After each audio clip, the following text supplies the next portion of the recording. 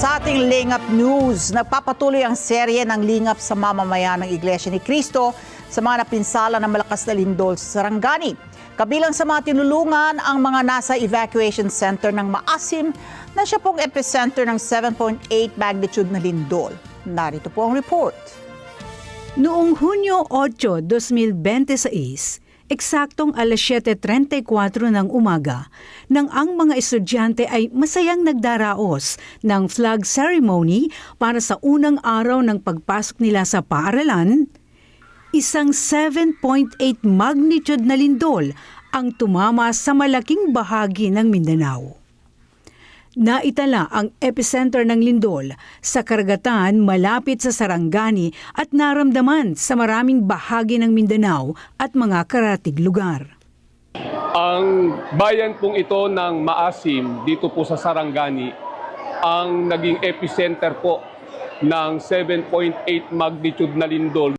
Dito po sa evacuation center, dito po dinala yung mga kababayan natin dito sa Maasim na nandoon sa mga baybaying dagat na maaari pong mapinsala kapag nagkaroon po ng tsunami.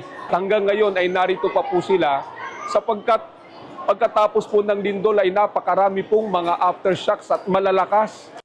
Nangangamba pa rin po ang lokal na pamahalaan na magkaroon po ng isa pang malakas na lindol at lilikha po ng malaking pinsala.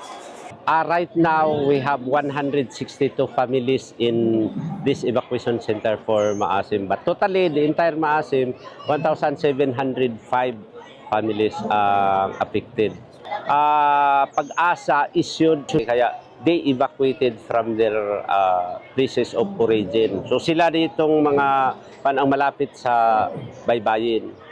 Tulad ni Jordan Disinorio, na ilang buwan pa lang natatapos ang bahay na pinagtulungan ng kanyang tatay na gawin, subalit sa isang pagkakataon lang ay pinabagsak ng nangyaring lindol sa kanilang lugar. 7:37 yung lumindol po. Natutulog ako dito, malapit po ako na nagaan ng wall po namin.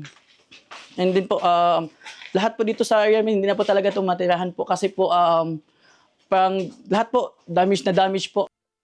Bilang tugon sa pangangailangan ng mga nasalanta, nagsagawa ang Iglesia ni Cristo ng isang serye ng lingap sa mamamayan na naglalayong magbigay ng tulong at pag-asa sa mga biktima ng kalamidad. Isinagawa ang lingap sa mamamayan sa evacuation center sa bayan ng Maasim sa Sarangani. Ipinagkaloob ng mga kaanib sa Iglesia ni Cristo ang care packages na naglalaman ng pagkain, maiinom na tubig at solar lights. We are so happy and grateful nga ganun kayo ka masigasig din magpaabot ng inyong tulong. Hindi lahat ng organisasyon nga ganun ka masigasig magtulong. Kaya maraming salamat sa INC Group. Taos puso po akong napapasalamat po na mamahala sa loob ng Iglesia ni Cristo dahil sa walang humpay na pagmamahal sa amin po. Lalo po sa mga ganito po ng sitwasyon namin, nandyan po sila, laging nag-aalalay sa amin, gumagabay po.